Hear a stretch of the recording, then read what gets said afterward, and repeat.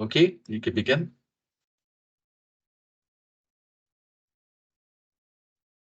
Good day, everyone. I am Karen Guerra-Ramlal. I would be presenting together with Taran Jairam and Indus Ali. We will be presenting on Chapter 5, Understanding Others. That is, exploring your potential for leadership. This chapter explores some characters of gender, ethnicity, and culture. It shows how important it is for leaders to understand employees in order that they can work in harmony for the best interests of the organization. The chapter also explores various leadership processes, including communication, conflict resolution, and decision making.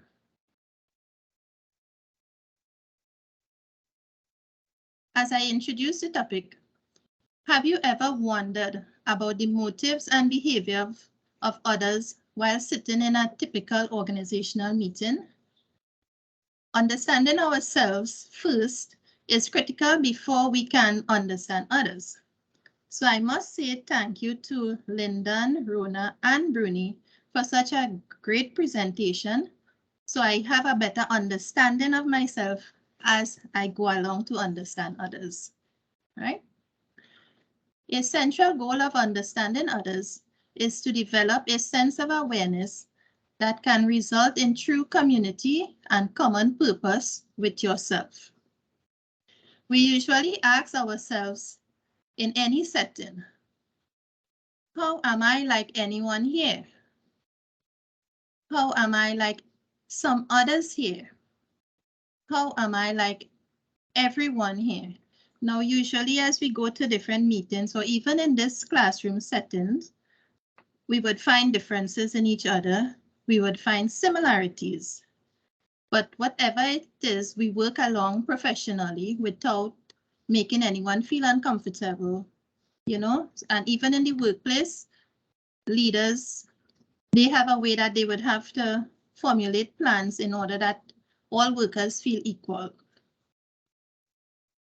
Whatever answers we come up with for these questions will help us to understand others, which would make it a necessity for leaders. So, Karen, if you go further, so it begs the question that we tend to sometimes overlook that there is uniqueness in diversity. So when considering those three questions, we might also want to consider the uniqueness and the variance that comes with each and every individual that sits in a group or participates or part of a group. It's key to understanding and appreciating that others are unique and what they bring to the table is a unique perspective. Go ahead, thanks. Individuality and commonalities. Individuality is the quality or character of a particular person that distinguishes them from others.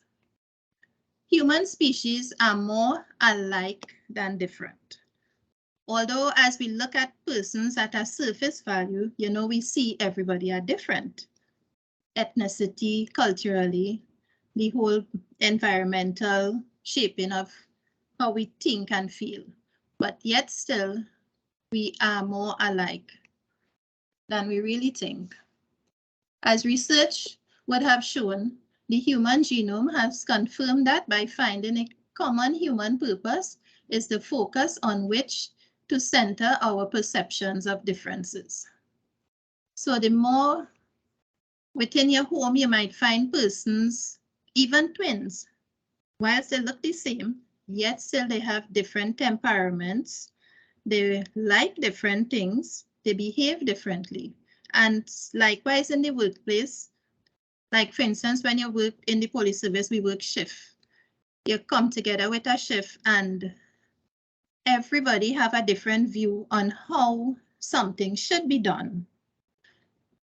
But yet still we all come together for the correct way and the right way to complete whatever is the project. So individuality, whilst it is important, we still have to come together for one main goal. And Common. additionally, Karen, as the chapter would have given a nice example of that particular issue when they cited poet Maya Angelou in 1994, where she would have had a remarkable insight into the commonalities of being human. And in her poem, Human Family, she describes all of our uniqueness as people that set us apart. But at the end, she concludes that we are more alike than we are unalike. So that's a great example I found. Thank you, Jairam. Commonalities is the sharing of attributes, features, basic experiences, aspirations that are an integral part of life. In leadership, the common purpose is establishing an understanding despite the vast differences that individuals bring to a situation. Finding the purpose, vision, and common commitments that create a we from groups of individuals is a challenge for any organization.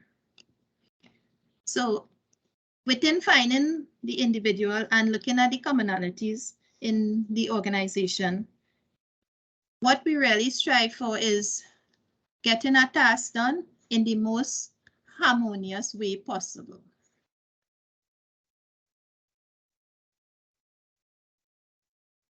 Understanding gender diversity.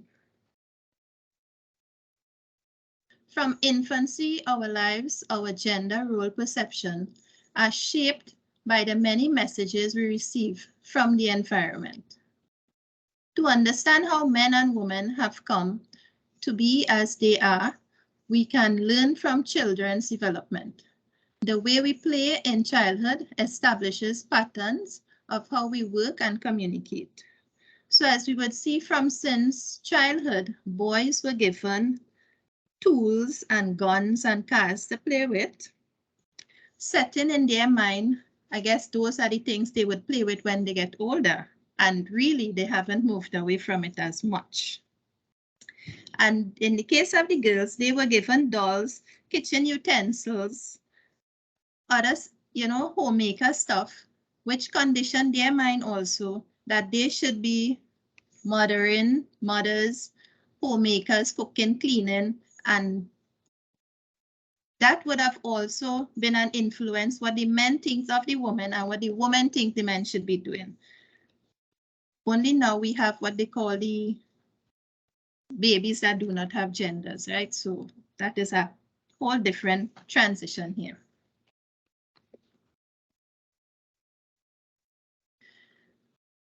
Understanding cultural diversity. Culture encompasses everything about how a group of people think, feels, and behave.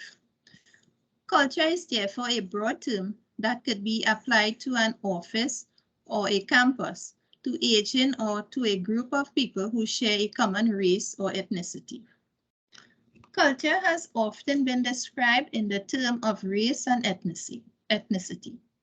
One believes that caution should be exercised about the country.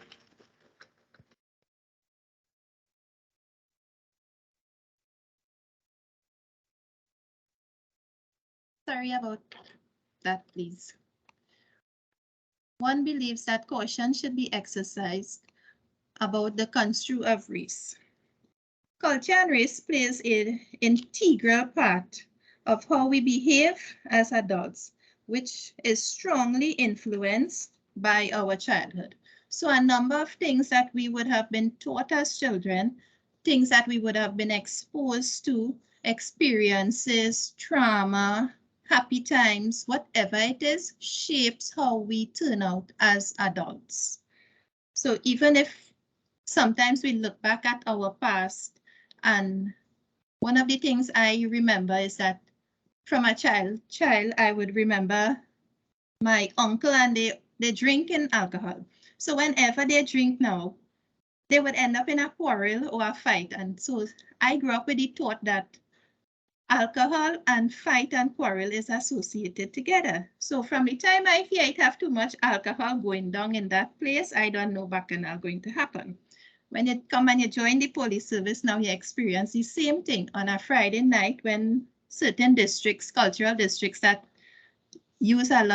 consume a lot of alcohol, we always have a busy time going to intervene in domestic situations, fights among family and so the things that you would have been taught and seen from childhood reflects a lot on your behavior and how you perceive things when you become an adult.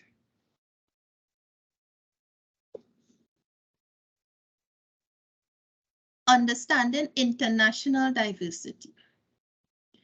Working with people from different countries can be an exciting and rewarding experience.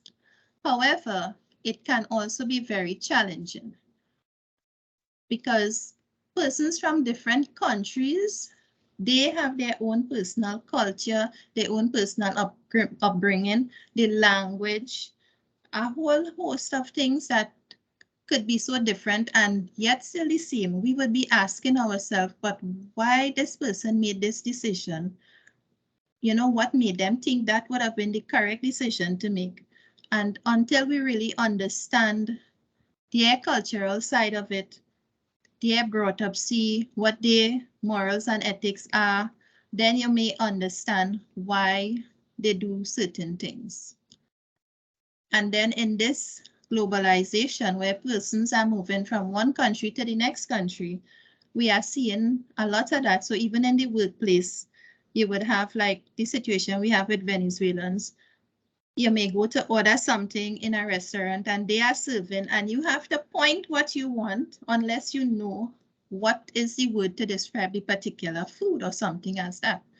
So, there is a whole lot of different challenges there too. If managers want to be successful in dealing with people from other cultures, managers need to know and understand of cultural differences and similarity among countries.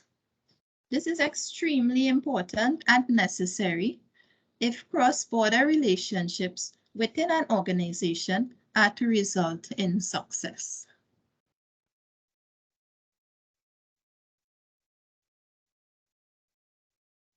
Understanding international diversity. Every nation has a different culture and understanding of issues of everyday life. Working with persons from different countries or backgrounds can be very enlightening at the same time. There is so much you can learn from another person's experience, another person's culture, the environment that they are in, so it is a whole learning process. So whilst you are learning about the other person, you would also learn things about yourself at the same time.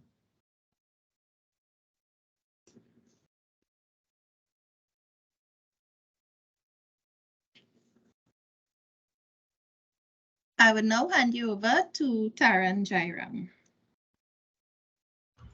So thank you, Karen, for that understanding of chapter 5. As I go forward into this chapter, I look at the section that deals with your cultural heritage as shown by Suzanne Comiles, Nancy Lucas, and Timothy McMahon. They would have put forward that in your cultural heritage, they're saying that learning, or they're encouraging us to read and understand more about your own cultural heritage to see how you may have probably acquired the values and beliefs of your culture and your ethnicity, and probably to look at ways that you would have probably diverged or went away from those norms. They encourage that you look at other groups as well and how different those other groups practice their cultural heritage. So they give some examples to look at in terms of some groups, but I think locally we could look at how the Latin people live and what is their culture and their heritage, so we can have a better understanding of them. Right here in Trinidad, we have not, I don't think there's enough study being done, at least in the primary school and maybe secondary school level, to understand how the Caribs or the native people of Trinidad and Tobago, their customs and beliefs and their cultural heritage. Because we do have a small population of those people still living among us in the country and that kind of thing. So, so as a manager and from an organizational standpoint, learning your cultural heritage, it should be a goal that all persons should embark upon. And as managers, there's tremendous benefit in understanding everything about our own culture and our own heritage, first and foremost, so we can have a better appreciation, right? And it will just rebound to a better appreciation of and value for other people and their cultural heritage. Additionally, it will tend to influence, right? It's useful to be aware that these, when people come into a group, they come with assumptions because of the fact that they may not understand your culture, your differences, or they may not even understand their own. So it's a useful start for you to understand that. Next slide, please.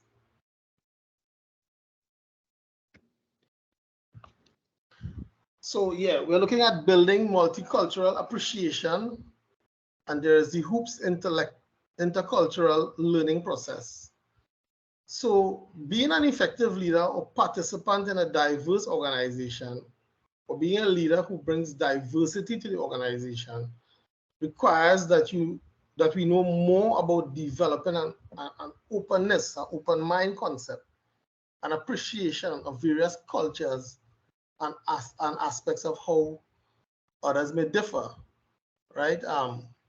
So David Hoops in 1979, according to the chapter, presents an intercultural learning process model, right, that describes how we develop and learn to communicate clearly and understand people and cultures that seem different from our own.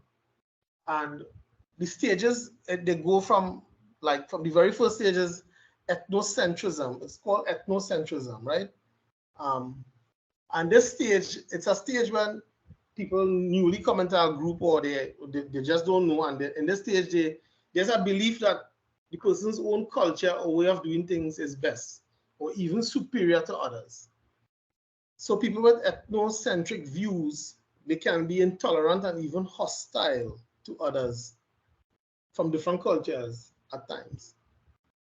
And it's fertile ground for racism and sexism to grow when someone is ethnocentric.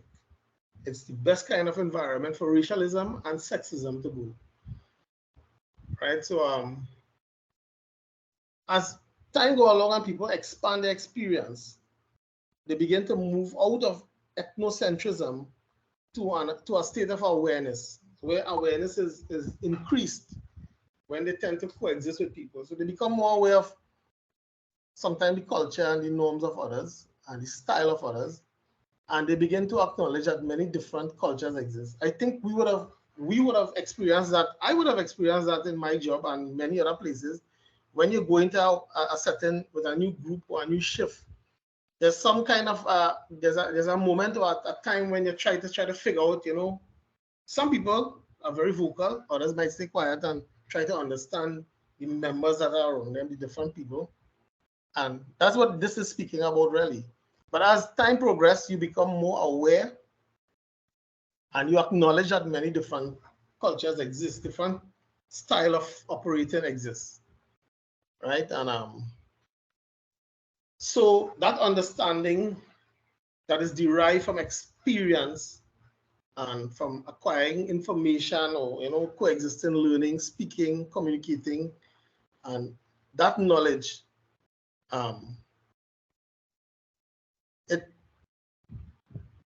that knowledge is somewhat objective in this transition and is more thought about than felt. So if you understand what it's saying there, it's more thought about than felt, because you will just hear from the people and you might just think about it, but you may not feel it really.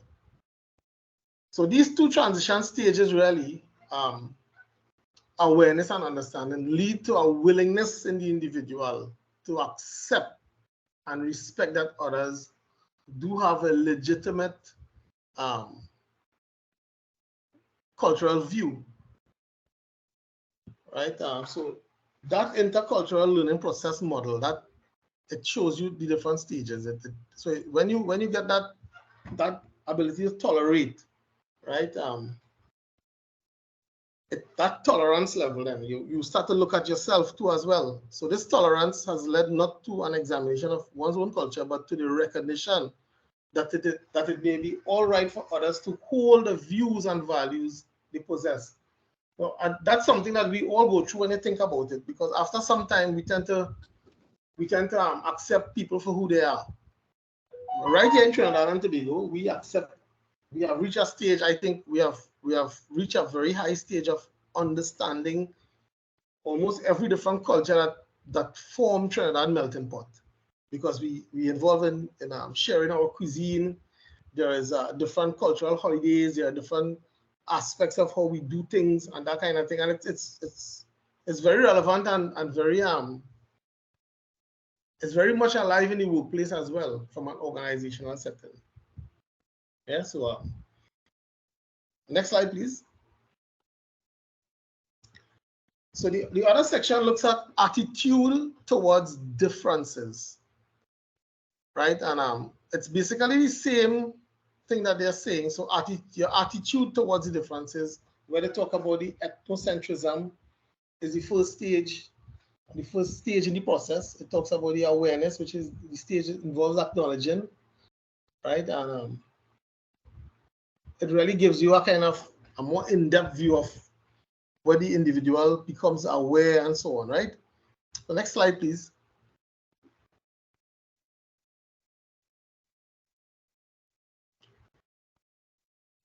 So this is what I was speaking about, understanding, and where the individual would acquire knowledge and information about the cultures of a rational on a rational and cognitive level. So after you go through that first two stages, you will understand, you take stock of what's taking place, and they will piece together the puzzle of the other cultures or the about when they get the information, right, about the values and customs, etc. And then we go down to the fourth stage, which is the respect, right, where individuals at this stage accept the validity of other cultures without comparing them or judging them against their own culture. They adopt a relativistic approach and a live and let live attitude, which is what a lot of people do after some time when you spend with someone. Next slide, please. So in that fifth stage, where we appreciate or value, where we have appreciation and value, right? Individuals begin to understand that cultures have strengths and weaknesses. As we can see, all cultures have strengths and weaknesses. And we appreciate and value specific aspects of other cultures. So there sometimes tends to be that we pick up and we tend to adopt certain aspects of other people's culture because we find it to be, we find it to be a strong or something that is appealing to us. Right here in Trinidad and Tobago, it's a reality. Right now there's a kind of commingling and mixing of people's cultural differences. So we're seeing that here. And as we consider our own identity and values, we tend to see this more and more. So the sixth step in this theory really is selective adoption, as I was saying a little bit earlier. So individuals at this stage try to adopt new attitudes and behaviors from other cultures that are believed to be useful and desirable to emulate. So we emulate sometimes the best that we see in others, and we go with that, right? So the aspects of other cultures which have value and worth for the individual personally are integrated into their way of thinking, feeling, or acting. So as we go along, we are changing, we are evolving, as they say, or we are maturing rather, as a people, as a group of people that came together, and as we go from strength to strength, and within the organizations, you're seeing that that's very evident. Where I'm at the TTPS, I've actually lived that and I understand that.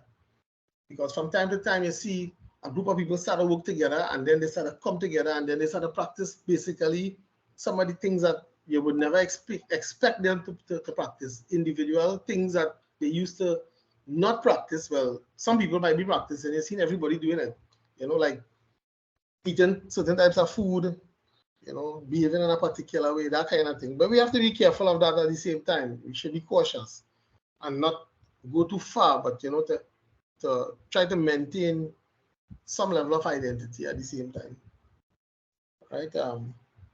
So, and the seventh step is multiculturalism, which is basically the final or the place that you would end up, which is the ideal state where a person is able to feel comfortable in and communicate effectively with people from many cultures and in many situations.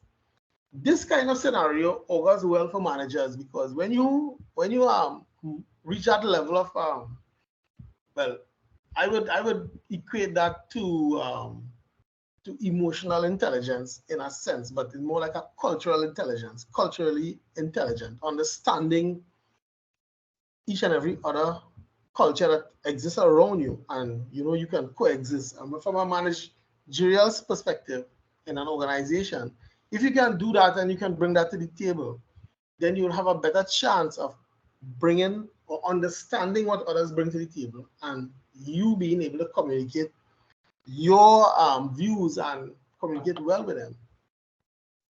So they're saying identity, self-concept, outlooks, and value formation transcend cultural consideration. So they're simply really saying that your self-concept and how your outlook, your value formation, it really does transcend the cultural considerations. Next slide, please.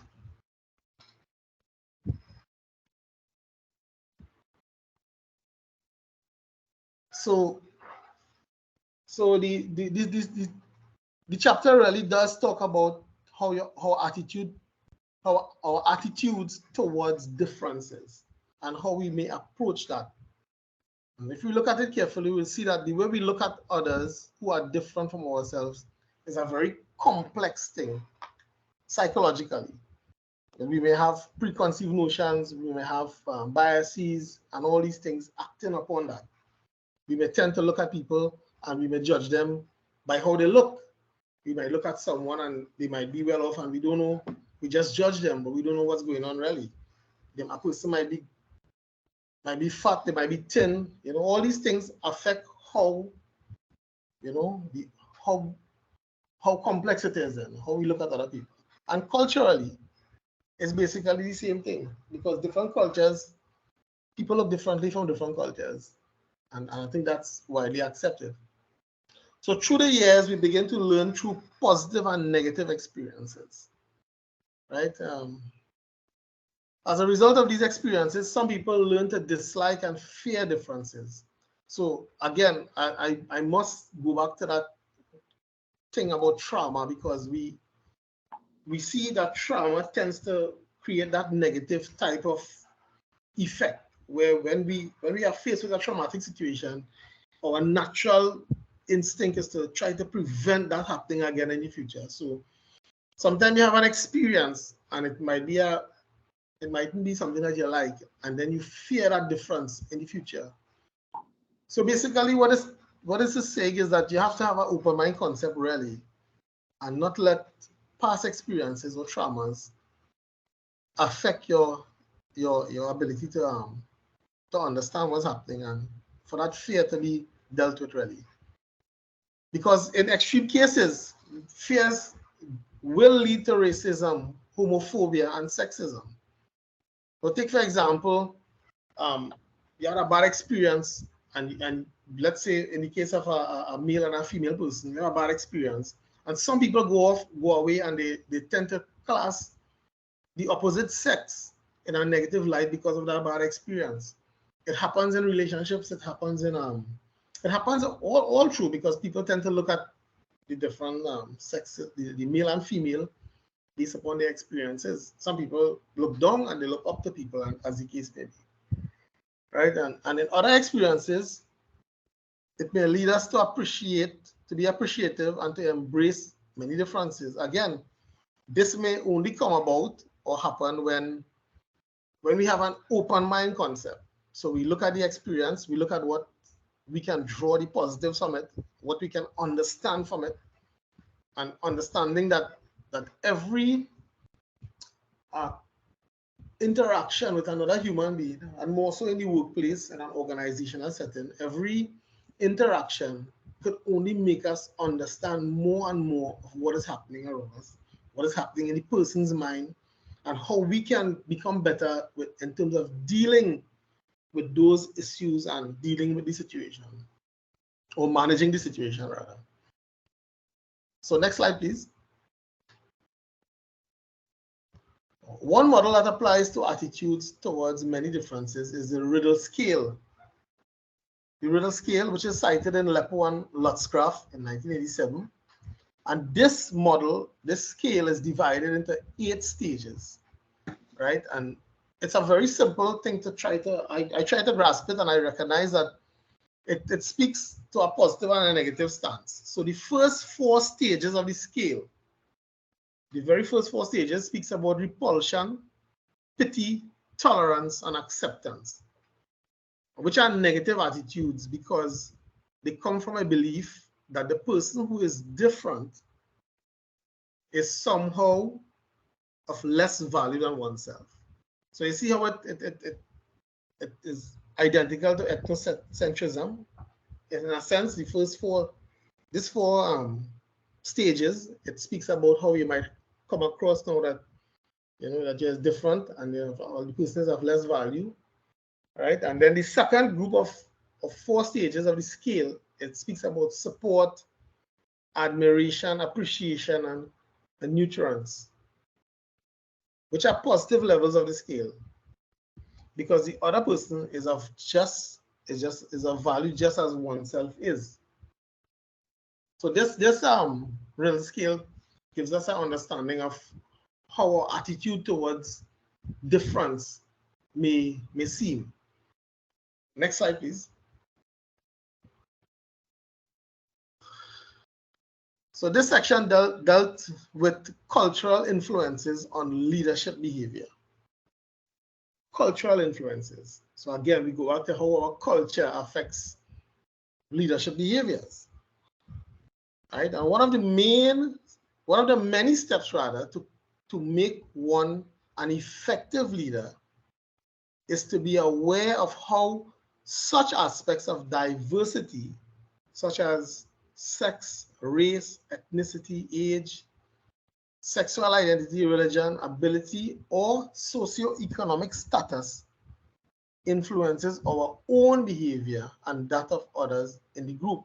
So this is really simply telling you that all these things here, right? How from a cultural perspective, how we look at age, how we look at ethnicity, how we look at sexual identity, how we look at religion, how we look at another person's ability or socioeconomic status from a cultural perspective, it influences our own behavior as managers. It influences us and that of others in our groups.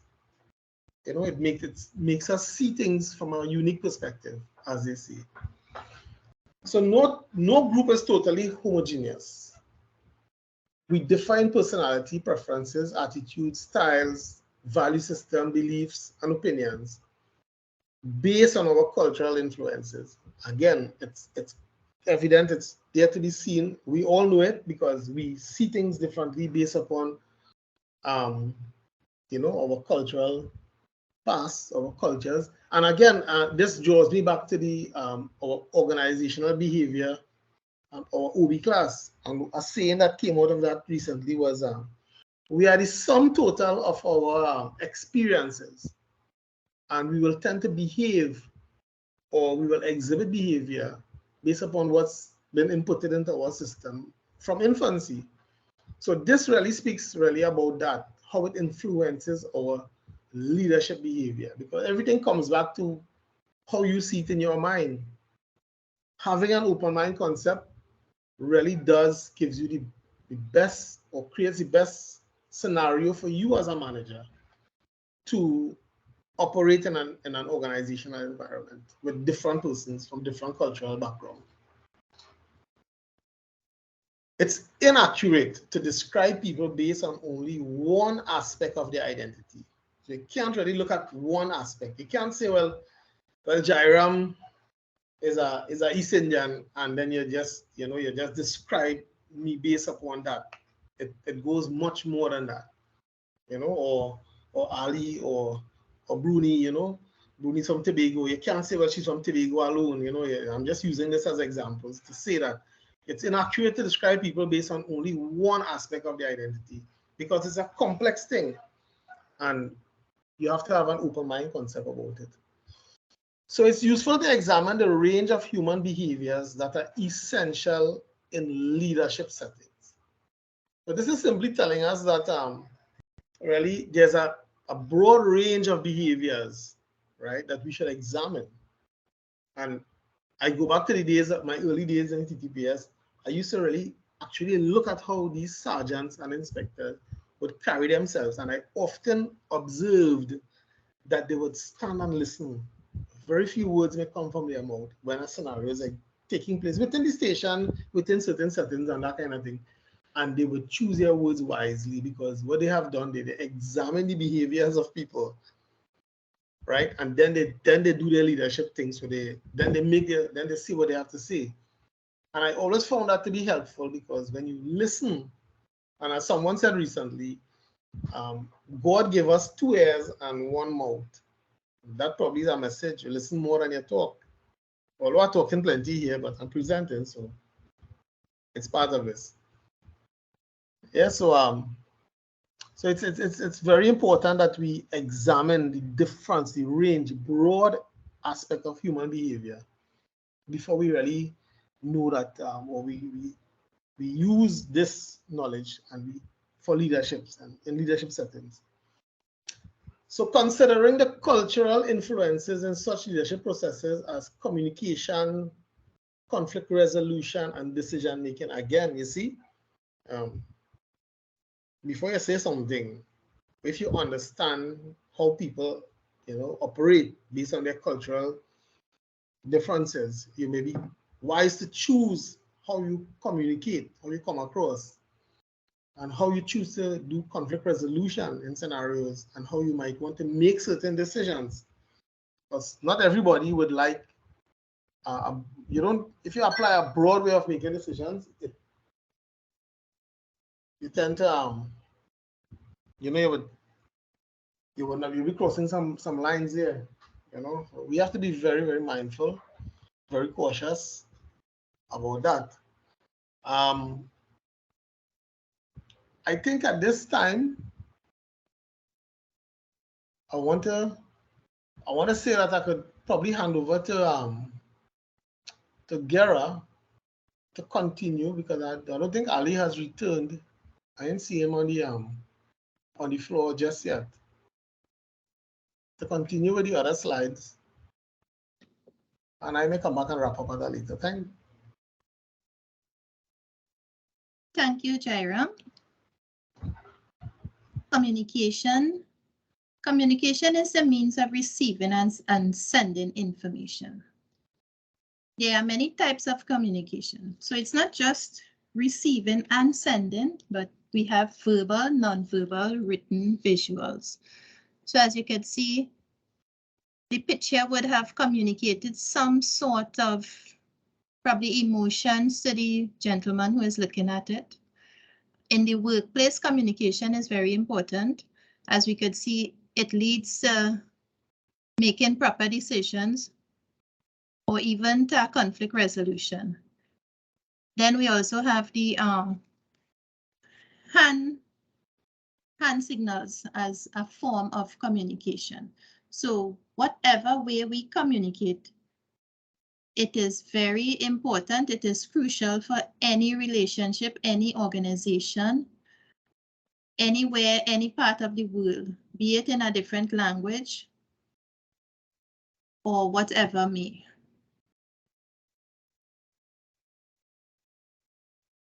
Each person tends to communicate differently. Some are open and others are cautious. So it depends on how well you know a person.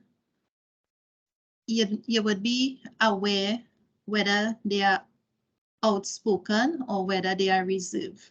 So it helps a lot in an organization to know your co-workers, to know your employees. So whenever you have to communicate with them too, you would have a better understanding as to how best to have your message relayed. A person's cultural background and environment tends to contribute to the way they communicate with others. Now, as we would hear it, street talk, people come in and they're using all these sort of obscene words, and if you tell them about it, they say, that's how I just talk. But when you look at their background and how they were brought up, it was common to punctuate the language with the obscene words, and they were normal about it. They quarrel and curse with one another, and then they're not enemies, they are friends as before. So the culture says a lot about how people communicate and, well, the environment as well. Communication can be in the form of body language and influenced by age groups, interests, and affiliations. Now, we know how the body language things work.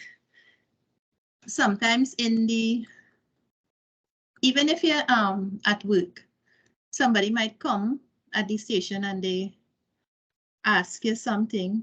To you, the question might be nonsensical. To them, it makes a lot of sense. And you would see sometimes officers too, just the behavior as to how they react to the person, their body language gives a negative vibe, right? And that depends on how they react to, whether they smile, it gives a positive communication, right? And then, well, age groups, we know that age groups communicate differently. This one calling this one horse and I'm a dog, and you was like, what? But they communicate like that and they are best friends with it. So, and then what they talk about is different also. It is important to understand how different people communicate so you can relate to them properly, right? So whether it is in your home, in the workplace, wherever we are, it is important to understand how people communicate, because one word might mean something to us in the police service and have a different meaning to somebody in the hospital, in the nursing department, or even in fire service. We might use different words and mean two different things. So the understanding of the organization is very important. Conflict resolution. Behavioral patterns in humans vary from person to person. Some are confrontational, while others are subtle. Different behaviors are usually attributed to their environment and certain triggers. Some persons take responsibility for their actions, others cast blame to avoid situations.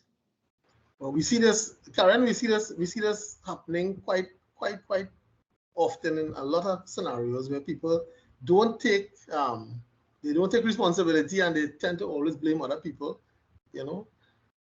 But I think Ali might want to say something about this particular thing, because Ali has a good idea about what I'm speaking. Yes, of course, Taran, and especially in services, I know we are all accustomed to facing these kind of conflicts on a daily basis sometimes, whether it's within our shift, whether it's within the organization, or whether it's between organizations. We are always faced with these sorts of conflicts, and we need to find ways in order to solve these conflicts in a very amicable way, and of course to achieve the best results for the organization. All right. So you see, some persons take responsibility for their actions. We see, a lot of us think that may be a sign of maturity, but each of us is different. A lot of people cast blame. We also have to understand this is how some persons are. We need to accept this and still find the best way to work around these conflicts. Next slide.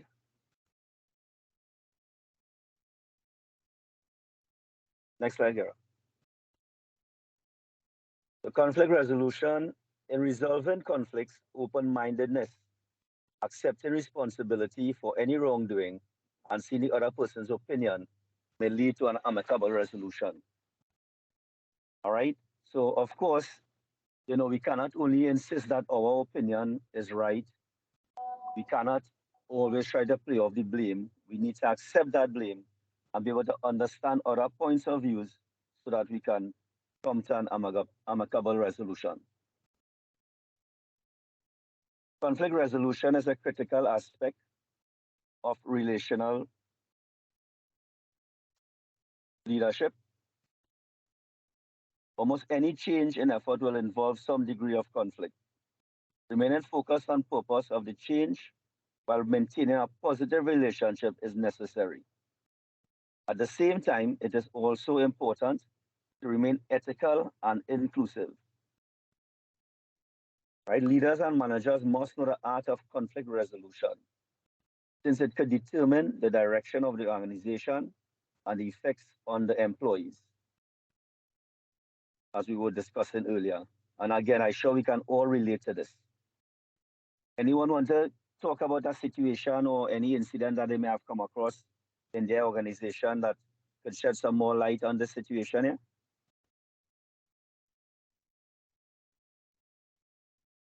I want to share Anyone? something, Ali. I want to share something, Ali. So, yeah, so I was faced with a scenario where two of my juniors were having a serious conflict, and I had to maintain a kind of even ground because I didn't want to come across either party as taking sides, and I had to have an open mind concept, and I recognized that they were, and both of them, funny enough, both of them were good friends at one time. And I had to recognize, I had to look at why their behavior is the way it is, and try to make them understand that they have to learn to accept that differences exist in their views. And they were arguing about something that both of them shared probably correct views on it, and it's just that they didn't each party were not open to the other side's view, and I had to make them see that. So yes, it's important to maintain your morals and ethics, and at the same time, understand that you should keep on a neutral ground as not to create bias when dealing with conflicts in the workplace. Yeah, thanks.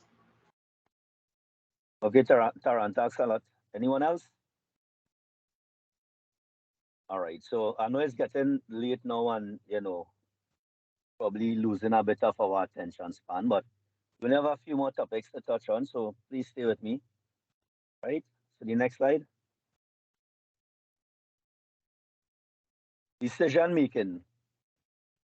And of course, everyone in this class, we are all at a level where decision making is crucial, and it comes as part of our job specification, as we are responsible for certain things and we must make daily decisions, sometimes easy decisions, sometimes they may be difficult decisions. But we must remember, however, integrity and honesty are crucial factors authority must be considered when making decisions for an organization. To make a good and proper decision, all opinions, values, issues, and concerns must be taken into consideration. Just want to say that again.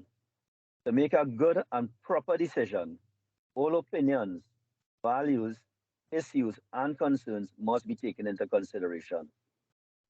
So what we are saying here is that we cannot just make a decision based on solely what we think or our values. We need to be inclusive. We need to understand how others might view that decision, how that decision might impact them, and how much will they support that decision.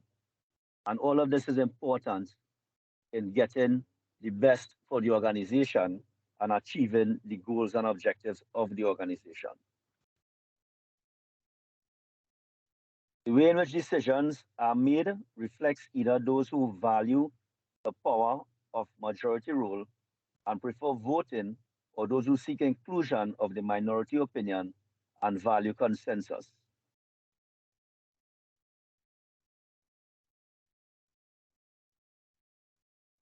Next slide. The hierarchy department or those trained in particular fields can make certain decisions. And again, there will be decisions based on your expertise, based on your job specification that you can make relative to the organization that may or may not need a lot of other considerations. For example, if you are in charge of equipment, then you know where those equipment must be stored, how they must be stored, when they are to be used, and in what manner they are to be returned. Therefore, based on policies of the organization and the opposition, you can make that decision and it must be accepted because it is fair across the board. All right? Relational leaders must have good communication skills to understand others and get their opinions or persuasions. In decision making, communicators must ensure that their message conveys the right information so the audience understands so you can obtain their support. And we would have discussed this a bit in other classes where we spoke about the buy-in, where we know that we have to encourage persons to the ideas that we have proposed and to be able to understand it so that they accept it and they will be able to assist in making those policies possible.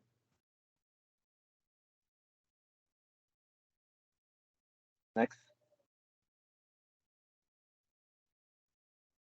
Leadership is enhanced by effective communication skills, which is more than just talking or skillful writing. Beyond hearing, when you involve the ears, the heart, and the eyes, then you are truly listening. All right. So again, if we are dealing with a subordinate or any situation we are dealing with, we must be able to really listen and understand what is being said, and then we may be able to make a better judgment and be able to come to a proper conclusion. Listening and communicating go together, given the emotions of the speaker.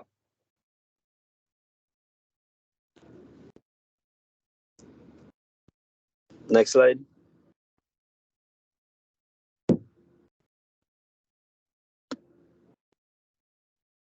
Listening with empathy or listening with sympathy. We all know what is empathy and what is sympathy, all right? We don't need to go into those definitions as time, may not permit for all of that discussion.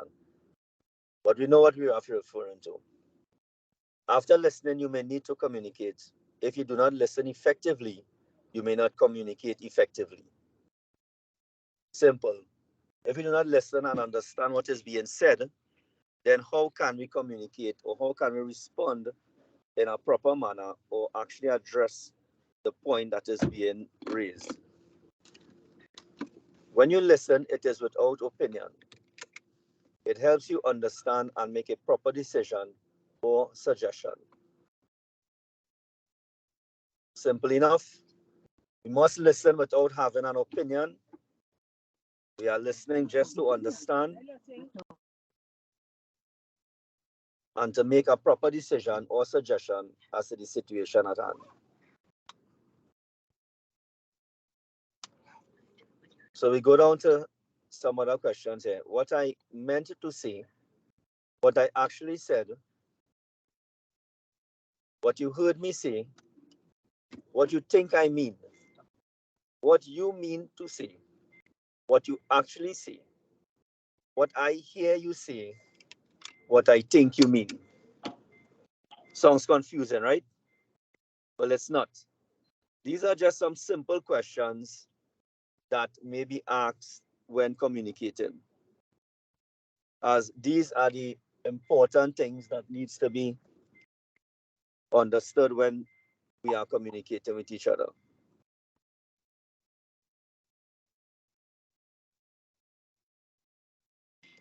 Assertive communication. This is effective communication of your thoughts, opinions, and feelings without putting down the other person's thought, feelings, and opinions. And I am sure that we have all experienced this in our different workplaces, where we have persons who put us down and make us feel bad for having certain thoughts or opinions or even feelings. Especially as men, we are criticized for showing emotions and having feelings. And we all know the derogatory terms that we are labeled and the kind of names that are being called, especially in the services. So there's unassertive, assertive, and aggressive responses to every type of communication.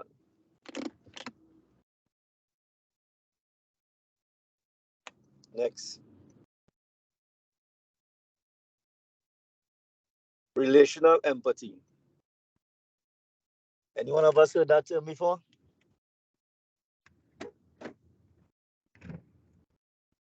No one? Mhm. All right. So relational empathy goes beyond merely understanding another, in which the emphasis is upon the recreation in the listener of the meaning originally created by the speaker and seeks shared meaning, relational empathy.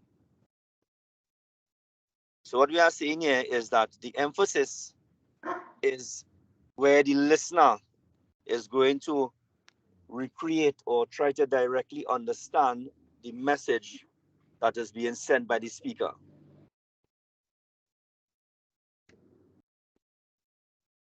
Sometimes this may mean creating a new third culture that synthesizes the positions from the two individual perspectives, culture, and context, and builds a new culture, an environment of empathy and insight.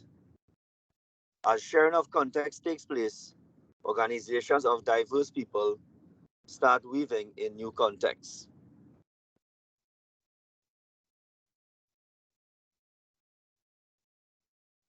Next. Relational empathy is a way you connect with people that is cognitive, emotionally, and compassionately, where we think that people are good, honest, and trustworthy. People are purposeful. Each individual has a unique contribution to make. Complex problems require local solutions. And there's the debate of me and you versus me or you. These beliefs about goodness of people guide how we approach others. Self-fulfilling prophecy demonstrates that people may indeed become as you see them.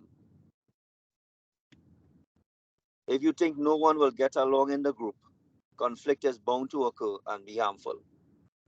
If you believe people will avoid responsibility, then you may shape your own behavior to be controlling and negative, and you may act discouraged. No, Those who Ali, engage, stick up in there, Ali. That is a reality in the TTPS, because sometimes when they give you something to do, they may tell themselves that you can't do it, and they tend to micromanage you.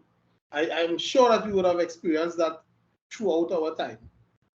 Some people tend to micromanage because they have no trust, or they don't believe that the team or people could do what they are asking to be done. So that is a very useful point that you have just made there. very true, very true. Yeah. And of course, there's also the flip side, because some leaders or managers may take it to an extreme level where they don't even allow for the person to show that sort of motivation and that sort of capability.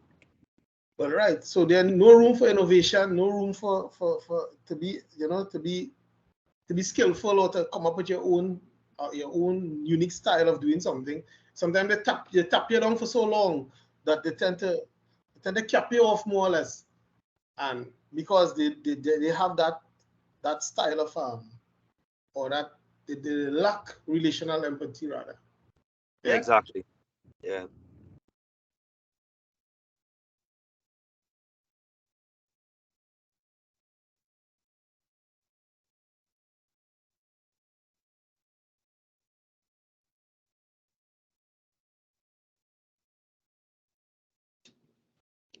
Recommendations.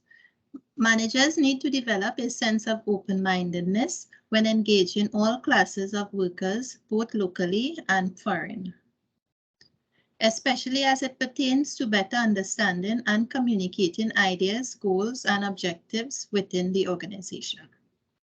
Right, so this is simply saying that as managers, once we understand the persons we working with, the environment they come from, the culture and all of that, it makes it so much easier in dealing with them.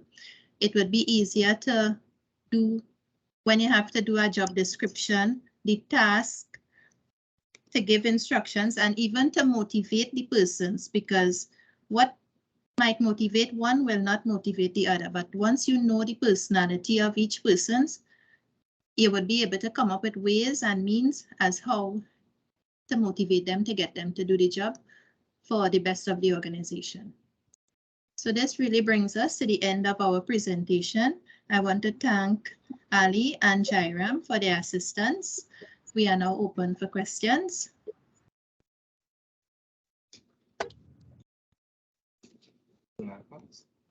Anyone who wants to ask anything or has any contribution, feel free. It's a very important area of management, understanding others. And I'm sure that somebody has a question or has a contribution or even a thought to share on this very, very, very, very, very interesting chapter.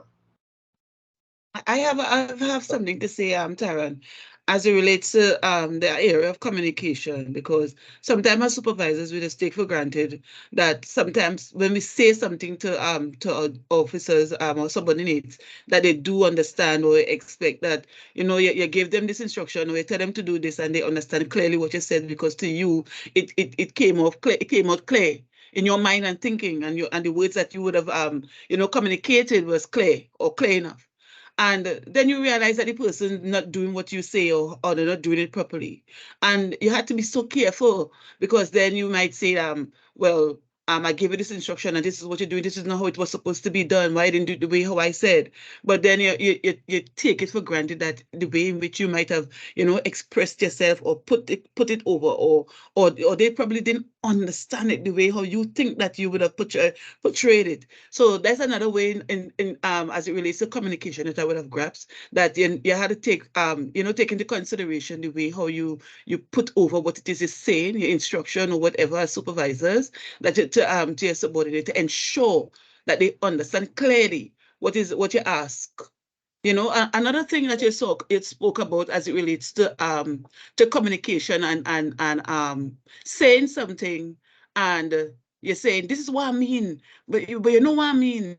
I just find I say that that is happening with me and my husband, because I will tell him, pass that thing across there. I know I want him to pass the remote control, but I didn't say remote control, but I want to know why he ain't passing me the thing across there, you know? And it's like that. So, oh, you want me to know? You want me to read your mind? How am I supposed to know where you're sitting across there, what you mean? So I expect him to say, when I'm sitting across the, you're supposed to pass me the remote control. So communication is really important. And you just say what you mean and you say what you ask, ask what what it is you really want, and don't perceive that because you say something, people understand what you really mean. So that's my communication, my contribution. Yes, well, quite rightfully put. That whole entire thing that you're speaking about really is hinging on barriers of communication. So barriers exist, and one of the things that is a barrier is not understanding cultural differences and differences as it pertains to how people see things. And again, that's a nice example, because sometimes when we speak here in Trinidad, we speak and we expect people to understand what we are talking about, but sometimes they don't. Sometimes they don't. Yeah, so there are barriers to communication, and cultural differences might be one of those barriers that we as managers have to try to have an open mind about. If we are to, I see someone hand up. Yeah, so That's Ryan. Yeah, Ryan, go ahead. Go ahead, yeah, go ahead. Yes, Taryn, thank you.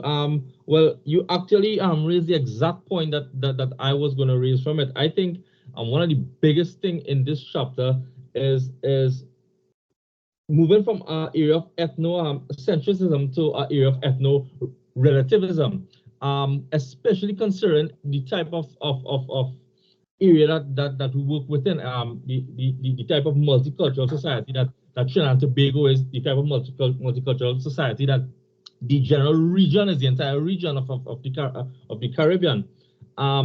Without actually moving our mindset and our thought from that ethnocentrism point of view, then there is very little going forward in a matter of not only from a leadership perspective, but from a co-mingling and a co-working perspective. Let me draw a very, I would say, a candid point that we would have come across recently.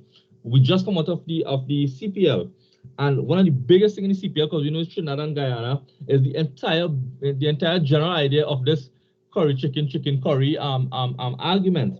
Yes, I know it's not something that holds any major sway between the two groups. It's more like banter at this stage. But if we think about it, how many of us cannot accept the fact that they call it that, and we would never call it that for that reason, because we call it a different thing. And this is just a minor candid point. But if we look at it and think about the actor and step into that their shoes and how they look at it, think about it in this manner. We don't make, or we don't cook or create a dish called curry chicken. Our dish is chicken, but it's curried, so it's curried chicken. They make a dish called a curry. The curry is the noun in that fact, and what type of curry it is. It could be a beef curry, a pork curry. I just call it different meats. In this case, it's a chicken curry. The dish is the curry. Similar to we have stewed chicken. There are places that we are going to see things called beef stew, a chicken stew. The dish is the stew. It's just what type of dish it is, and it's just like a very minor point to show the variance in the different cultures. And unless we open our minds and open ourselves to accept different cultures and accept different perspectives, and that's a big thing, understanding different perspectives, because it may not just be a culture, could be a different how different people relate. Understanding different perspectives and looking at it from that empathetic point, then there's no way we can really go forward from a leadership or even from a co-working perspective. Point taken, point understood. Quite nicely put, very simple. And I don't know if anybody else has anything to contribute. I don't know how much time we have left. We have a little time. I think we have a few minutes again. Yeah, but that's a great point. Anybody else want to comment on anything? Feel free. Well, they're thinking a little bit, Taryn, I just want to say something too. In trying to be a relational leader, which is so important as we see from the topics discussed here in this chapter, the ability to understand others, to be understood by others, and together create an effective organizational or group environment is a really, really major challenge. And by identifying these key areas, I think once as we can address these areas, it makes it a bit easier to create that environment and to achieve the results that we may be looking for. Also, understanding influences of culture, gender, and other aspects helps us to work together towards that change. And, sometimes we might think that we are so completely different because we different genders, different backgrounds, different ethnicity, And we think that we are so different, but sometimes we actually find that we're more alike than we think, you know. And sometimes it's only in addressing these facts and going a little deeper to try to understand that we can identify how alike we may be and not so different as we initially thought.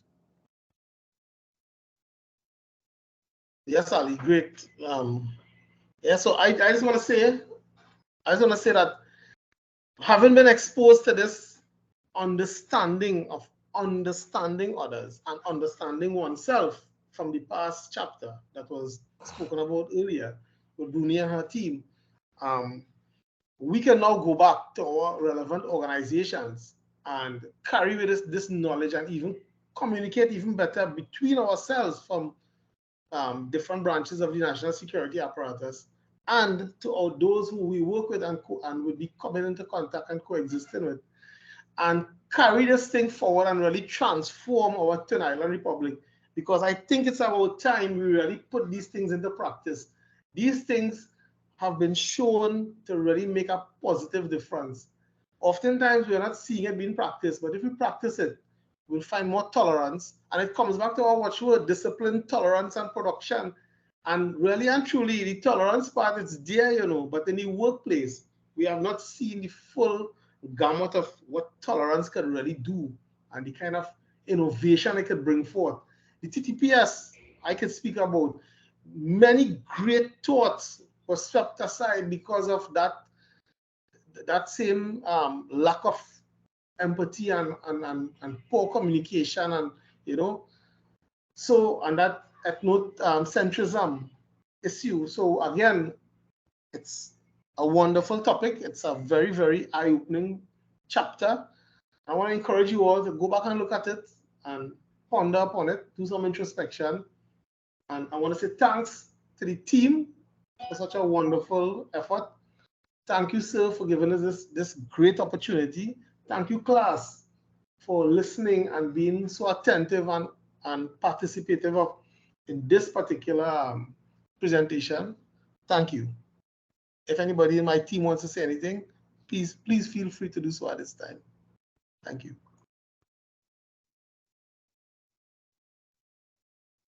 Thank you to everyone for being such an attentive audience and the questions and comments, all of that. Thank you guys very much. Thank you, Mr. Bisu. You're an excellent teacher.